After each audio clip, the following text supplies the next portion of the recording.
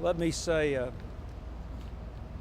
first of all, how pleased I am and appreciative I am for the efforts made by Secretary Cohen and Defense Minister Sergeyev to reach the agreement under which the Russian forces will join KFOR in Kosovo.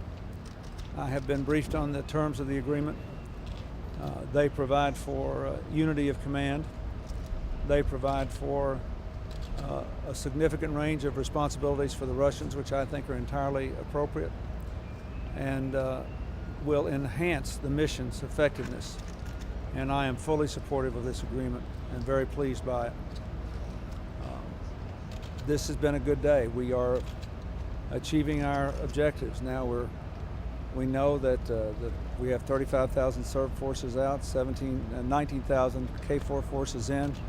Now we have the agreement with the Russians, and the Kosovars are going home. So I feel very good and very grateful for this. And again, I know that Secretary Cohen and Mr. Sergeyev have worked very hard, and I'd also like to thank Secretary Albright and Foreign Minister Ivanov, because I know they've been also in Helsinki working away. So I'm very pleased. What will the Russian troops be doing, and why is it significant that they would not control a sector of their own? Well,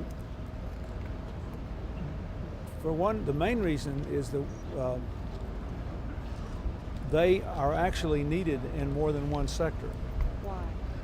Because even though the Serb population of Kosovo is concentrated primarily in one north-central sector and then a northeastern sector, the religious and cultural sites are spread throughout the country, and there are pockets of Serbs spread throughout the country. And we think it's quite important that every effort be made to secure both the physical sites and the personal security of the Serb minority, as well as the Kosovar Albanian majority. And we think it will give confidence to them if the Russians are in more than one sector. Will the Russians answer to NATO commanders? Well, they have worked out their agreements on the unity of command, and Secretary Cohen and Mr. Sergeyev are discussing it now. I think the briefing's going on now, so there's no point in my trying to answer their questions for them. They'd do a better job than I would, and if I made a mistake, we just have to clean it up. The House vote to kill the gun legislation, was that inevitable to kill the legislation because of the changes the House wanted to make in the gun control and the background checks? Did they do that today? I think they're about to. You mean they're going to kill it all? Yeah. They have killed it all. Yeah. They have. Well, maybe that means we'll go back to square one and pass a good bill. What happened? A month ago it was so different, wasn't it? Well, they made the decision made by the leadership not to act before Memorial Day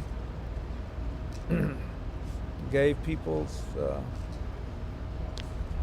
the NRA time to mobilize and lobby and put pressure on the House, and gave people's attention time to wander from the heartbreak of Littleton and the determination to do something about it. But I think people still feel very strongly that there's more we can do to protect our children, and my attention hasn't wandered. And I've been working on this for years. I've seen a lot of ups and downs, so I'm more than happy to keep at it, and I would just urge all the advocates of sensible legislation to keep their spirits up and keep working and keep fighting, and I'll be there with them, and we'll get some things done. Is this more than Bosnia for the Russians, Mr. President? Is this an enhanced role than what they have in Bosnia? Yes, I would say so, because but it's different. You see, in Bosnia, we shared a sector in Bosnia, and we worked very well together. I think all of our people would tell you that we're very well pleased. And then the French had a sector, and the British had a sector, and there were lots of other countries involved, just as there will be here. There'll be nearly 30 countries involved. But we didn't have the same dynamic here, where you've got just two ethnic groups, and the Serbs are a small minority, but they're a substantial number of people, and they're spread out. And we, of course, I hope that conditions will be such that those ordinary civilians who didn't commit any crimes who left will feel that they can come back too.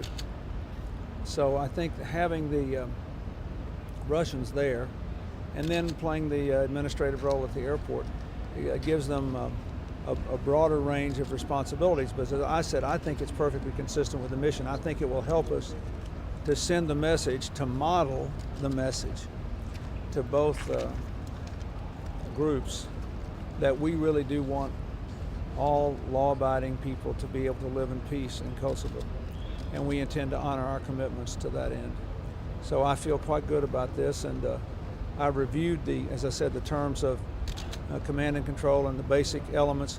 I think it will work. My test about all this has always been, will it work? Will it bring the Kosovars home? Will it enable them to live in safety with self-government? Will it enable us to protect everyone's religious and cultural and other appropriate sites?